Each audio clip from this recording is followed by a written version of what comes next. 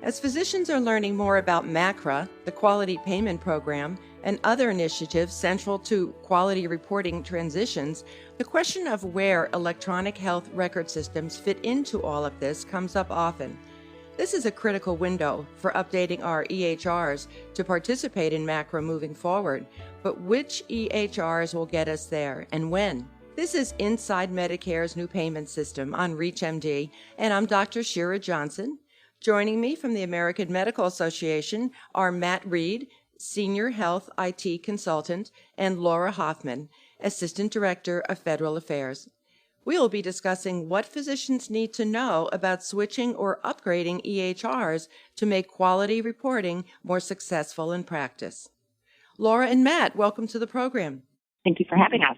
Thank you. So to start, let's get a better sense of your respective roles at the AMA and how they intersect with this objective to help physicians upgrade their EHRs. Laura, let's start with you. Thanks. Well, my background is in public health and health law, but I currently work on healthcare policy, particularly health IT and privacy and security matters. And I work closely with Matt to convey physicians' needs with respect to health IT to the federal government, in hopes of improving physicians' and patients' experiences when interacting with health IT, including when physicians upgrade their EHRs. And Matt, can you tell us a little about your background? Yeah, sure. Thank you. I echo everything Laura just said. My background is in health IT implementation. I have experience in managing large medical practices and have a bit more focus on the medical informatics side of the equation. So Laura and I complement each other. She's very policy focused. I'm more of a subject matter expert in technology. So that's how we both address these very important issues for physicians. Good. Sounds like you're a good team. Thank you both. Laura, can you provide our listeners just a little background on the Quality Payment Program so that we're all on the same page? Absolutely, but fair warning, get ready for a handful of acronyms most programs have in Washington. So to get started, in 2016, the Centers for Medicare and Medicaid Services, which is also known as CMS, developed regulations to implement the Medicare Access and Chip Reauthorization Act, or MACRA for short. This historic Medicare reform law repealed the Sustainable Growth Rate Formula and created the Quality Payment Program, or the QPP. The QPP is comprised of two new payment pathways for physicians: alternative payment models, also known as APMs, and the Merit-Based Incentive Payment System, or MIPS. In our conversation today, we'll be focusing on the MIPS pathway, in which CMS anticipates the most physicians will participate right now. Many physicians already have participated in Medicare reporting programs in the past, which they'll be more familiar, such as the Physician Quality Reporting System, or PQRS, the Value-Based Modifier, or VBM program, and the Meaningful Use program. But under the QPP, these programs have been consolidated and streamlined into MIPS. So on that last note, Laura, what more should we know about MIPS? Well, MIPS is comprised of four components. Many of them are replacing what I just mentioned. So there's quality, which replaces the PQRS program. There's cost, which replaces the value-based modifier, or VBM. And then advancing care information, which replaces meaningful use. And finally, improvement activities, which is a brand new component. So while it's not necessary to use an EHR to successfully participate in MIPS, doing so will help to maximize your success. And I understand that there are some coming changes to MIPS that will require many physicians to upgrade their current EHRs. Can you address that? Yeah, for most of the listeners who have already participated in the Meaningful Use program, they're more than likely using 2014 edition EHRs. And these products have been around for a while. They were certified by the federal government for use for meaningful use stages 2 and 3, and can be used for participation in the 2018 QPP performance year. However, if you're expecting to use an EHR to participate in MIPS next year, in 2019, you'll need to update your EHR to the 2015 edition version. So then, Matt, let me turn to you on the health IT side for addressing what physicians need to know or even what they need to ask about this process from a technical level. The first thing we need to know is that we're just now starting to see EHR vendors making 2015 edition EHRs available. Based on AMA's advocacy efforts, we were successful in delaying CMS's requirement that would have forced physicians to adopt 2015 edition in 2018. We did this basically because there are very few EHR vendors that had their 2015 edition product certified or would be available for physicians to adopt this year. In addition, we told CMS that forcing physicians to upgrade too soon would have caused major issues, such as forcing physicians to choose from a small number of available products or selecting an EHR that wasn't a good fit for their practice. CMS recognized this and pushed the requirement for physicians to upgrade until 2019, so next year.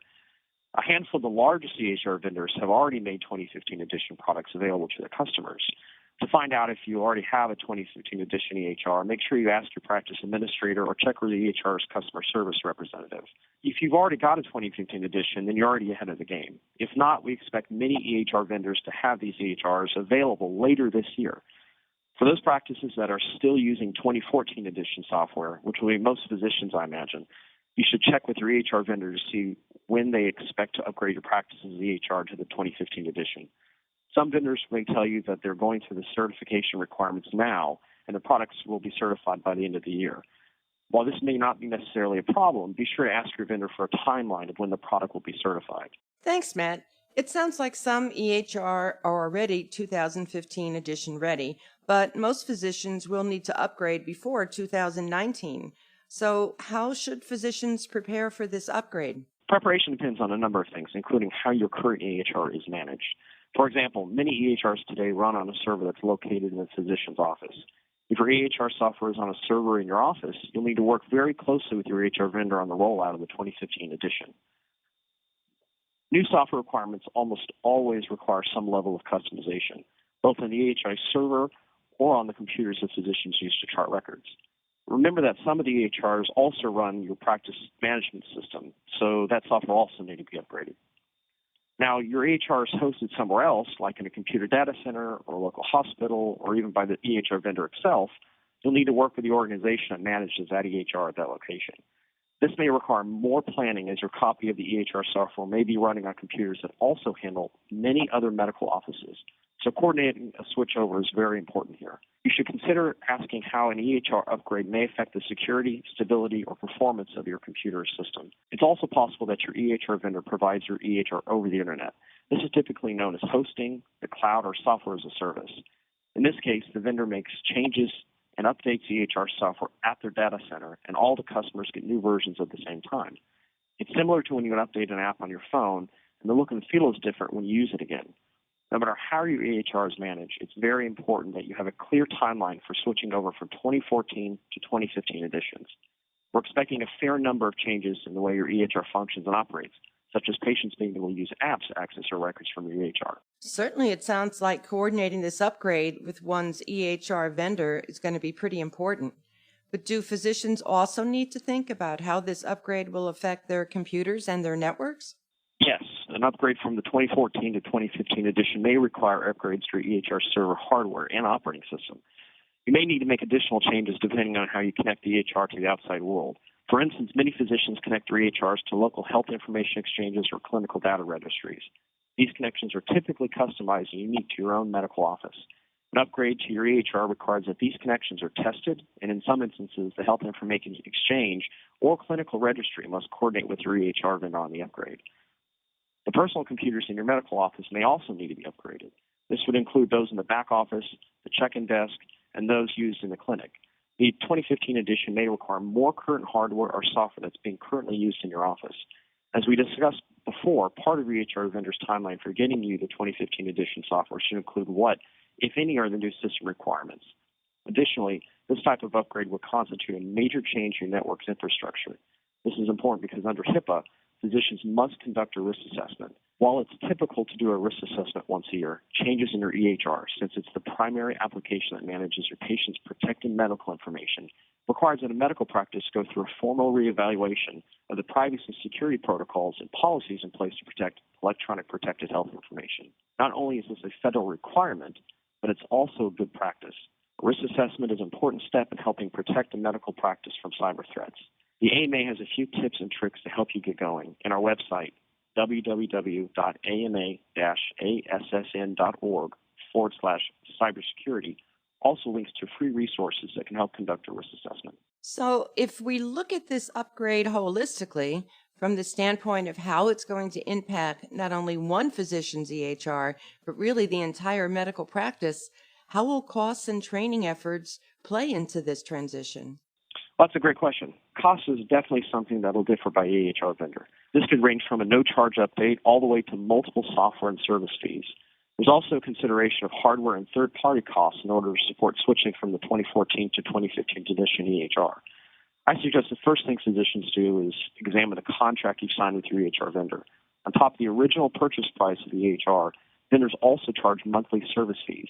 In my experience, many of these monthly fees cover the cost of the upgrades, and I'd start there. If your EHR is hosted by another organization or by the EHR vendor, the upgrade may be part of the normal maintenance costs you're already paying for. For those who encounter unexpected fees from the current vendor, I'd suggest thinking about other products that you may want to migrate to. This is an extreme approach, but if you're already considering going through all the work for this type of an upgrade and your EHR vendor is unwilling to work with you on the cost, it may be a good time to look at another product or option. Just make sure you also include the cost and time to migrate to another EHR into that equation. Like I said, it's a big lift, but it might be worth it. What about training? Is that going to affect the rollout of the 2015 edition EHR? As far as training, you definitely want to carve out time to learn about new features and changes. 2015 edition updates will impact how your EHR functions and will add new features you may not have already had in the past. This includes changes to your EHR's exchanging patient records or the interoperability of medical information. There may be also new dashboards or reporting tools to help you comply with CMS or other payer requirements. In addition, your patients will have the ability to now use applications or apps to access the record. This is one of the biggest changes and may require a great deal of education for you, your staff, and your patients. I suggest reaching out to your vendor to learn about how these apps work and what you should talk to your patients about as they start to use these apps. Many EHR vendors offer differing levels of training. This can range from simple written materials that outline the difference between EHR versions all the way to on-site training packages. Depending on your comfort level and financial resources, you may want to consider a hybrid approach. One possible option is using an online training module or pre-recorded training webinars in conjunction with live, remote training classes that are conducted by your vendor. Live training done over the internet is typically more cost-effective while still providing you with the opportunity to ask questions and see how your EHR will function before you even have it installed. No matter which path you take, training is very important. Not only does it help you get accustomed to the new look and feel of your EHR, but you may also learn about current features you're not even aware of. For more on how to choose an EHR or for detailed overview of how to implement an EHR, the AMA has created 2 Steps Forward modules to help you out. Go to www.stepsforward.org to search for your EHR. Well, Matt and Laura, it certainly sounds like a successful EHR migration will require a lot of coordination, planning, and preparation. But the upsides are new features and functions that can really benefit both physicians and patients and encourage their interaction in a way that's compliance forward. So one last question. Are there any other takeaways you want to impart to our audience today? Well, first, I agree with how you've just categorized the upgrade. It involves some work, but there are upsides to an upgraded system, including new ways for patients to access their medical information and enhanced interoperability features. And by no coincidence, these are both priority policy areas for CMS. So we'll continue to work with the federal government to ensure that EHRs are helpful to physicians as they practice medicine and as they participate in MIPS in 2019 and following years. So Laura Hoffman and Matt Reid, thank you both for joining the program today. And it's really good for our listeners knowing that with this program rolling forward, the AMA is providing a lot of support, both online and other ways that they can reach out to the vendors with their EHRs and make sure that they are compliance ready going forward. Thank you very much, Laura and Matt, for joining the program today. Thanks so much. Thank you. I'm Dr. Shira Johnson for ReachMD. To download this podcast or others in the series, visit reachmd.com/AMA.